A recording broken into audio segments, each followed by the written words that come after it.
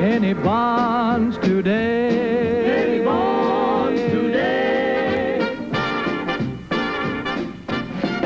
Over 50 years ago, at a time when America was desperate for gasoline, money for war bonds, and a few good men, something extraordinary happened. Young women pilots from all over the United States quit their jobs and left the safety of their homes and families to come to Texas. Some came by car, some by bus, others hitched or rode the train, a few even came by plane. But they all paid their own way, and they came to Texas because their country needed them. They came to Texas because they loved to fly. It all began in 1942 when there was a severe shortage of male pilots. Jacqueline Cochran, America's foremost woman pilot, convinced General Hap Arnold, Chief of the Army Air Forces, that she could bring together a corps of seasoned women pilots and train them the Army way so they could replace the male pilots being sent overseas. When they heard the call, 25,000 young women from all over America volunteered. But the requirements for acceptance for women were tougher than for men, so only 1,830 of the 25,000 were eventually accepted for training. The first class of 29 young women began their training under extremely adverse conditions at the municipal airport in Houston, Texas. They flew dilapidated civilian aircraft that had been taken over by the Army until military trainers were made available. 3 months later, at Avenger Field near Sweetwater, Texas, the United States Army transformed a base that was being used to train male cadets into the first and only military flying school for women in the United States. When each class of trainees arrived at Avenger Field, they were given no special treatment. They lived in barracks, 6 cots to a room, ate in a mess hall, followed a strict set of regulations, and marched. They marched everywhere. They marched to the barracks, they marched to the mess hall, they marched to their classes, and they even marched to the flight line. Their training program was exactly the same one as the male cadets were going through all over the country. Ground school, flight school, cross-country flying, night flying, instrument flying, link trainer flying, and daily calisthenics. At the end of each phase of flight training, they were given Army check rides by Army Air Force officers in good weather or bad weather, dust storms or snow up to the propellers. Those who didn't pass washed out, packed their bags, and paid their way back home. Of the original 1,830 young women who entered flight training, only 1,073 graduated. They were honored with a dress parade at a graduation ceremony where they received their Wasp wings and their Army orders and officially became Women Air Force Service Pilots, the first women in the history of America to fly military aircraft. Their Army orders directed them to report to bases all over the country. To the Air Transport Command, the Air Training Command, the 1st, 2nd, and 4th Air Force, the Proving Ground Command, the Weather Wing, the Air Technical Service Command, and the Troop Carrier Command. They wore official uniforms, lived in officers' quarters, and took their orders from Air Force commanders. They flew every type of aircraft the Air Force owned, trainers, fighters, bombers, in all kinds of weather and under all kinds of adverse conditions. They were flight instructors, and they were test pilots for new planes, old planes, rebuilt planes, and some planes that male pilots refused to fly. They flew every type of mission the Air Force had except combat.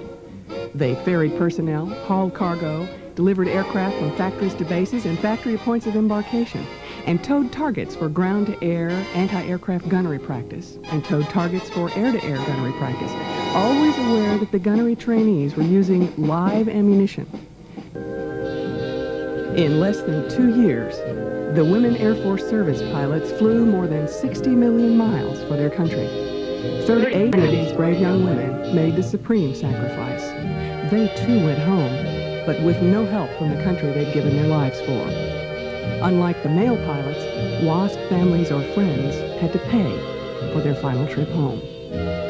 On December the 7th, 1944, 3 years after Pearl Harbor, General Arnold, the commanding general of the Air Force, was the keynote speaker at the graduation ceremonies for the last class of WASP. General Arnold said, "You and more than 900 of your sisters have shown that you can fly wingtip to wingtip with your brothers. If ever there was any doubt in anyone's mind that women can become skillful pilots, the WASP have dispelled that doubt. I want to stress how valuable I believe the whole WASP program has been for the country. We know that you can handle our latest fighters, our heaviest bombers. We know that you're capable of ferrying, target towing, flying training, test flying, and the countless other activities which you've proved you can do. So, on this last graduation day, I salute you and all WASP. We of the Army Air Force are proud of you. We will never forget our debt to you. 11 days later, on December the 20th, 1944, over the objections of General Arnold, the WASP were disbanded. At hundreds of air bases all over America, the WASP hung up their Army parachutes for the last time.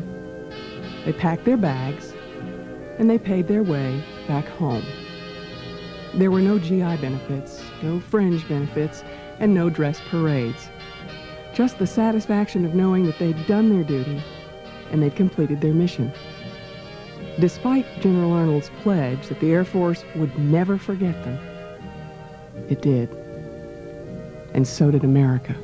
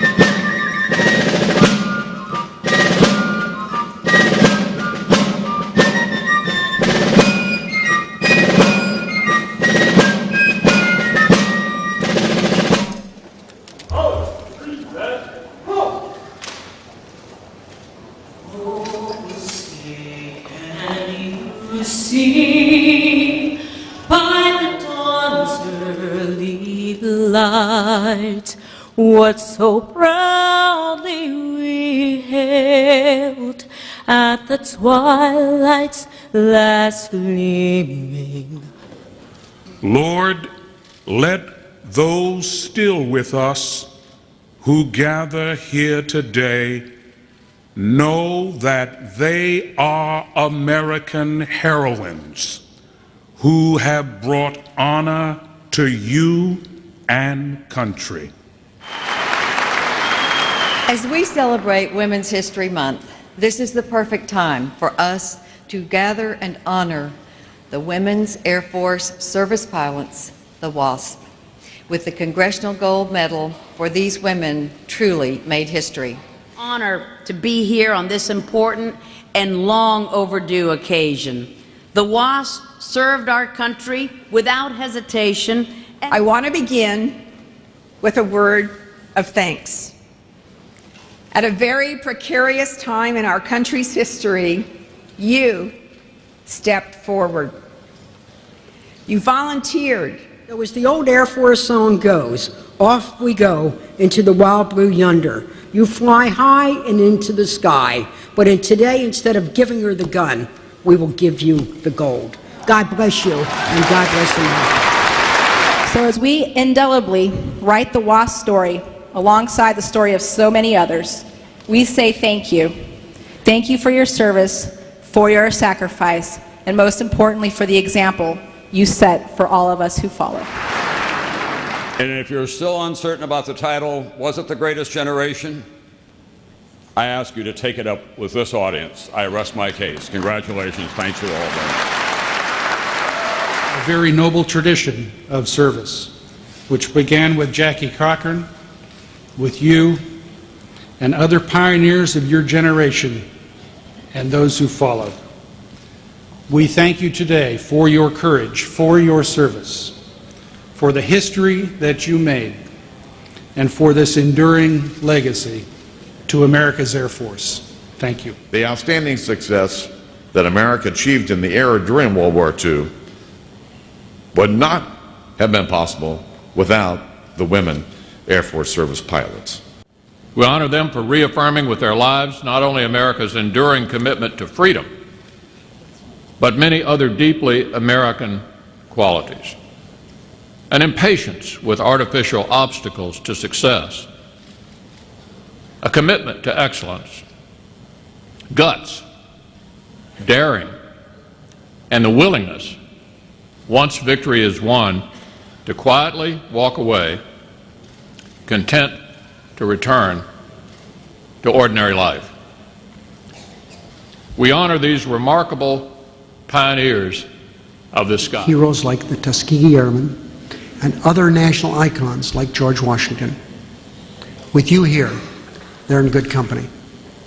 To all aviators here today and to those who are here only in their hearts, congratulations and thank you. Many members of Congress are here, and all of us send you our gratitude for your service, for your patriotism, and for your boundless optimism that the sky is not even the limit anymore for the women of our nation. And Senator Leader Reid talked about George Washington and other distinguished Americans who have received this award. All things considered, your receiving this award brings added luster to the Congressional Gold Medal. Thank you for your patriotism and your... Great. Isn't that beautiful?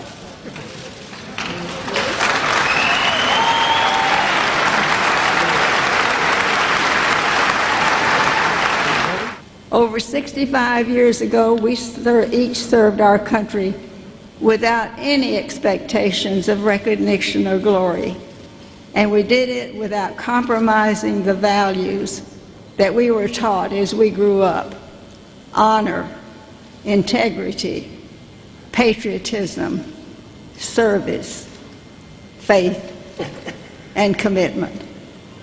We did it because our country needed us. All we ever asked for is that our overlooked history would someday no longer be a missing chapter in the history of World War II, in the history of the Air Force, in the history of aviation, and most especially the history of America. I grew up believing that with God's help, nothing is impossible. I still believe it because I believe this is the day that when the people of America will no longer hesitate in answering the question, do you know who the WASP were? I believe I speak for every WASP when I say that it was both a privilege and an honor to serve our country during some of the darkest days of World War II.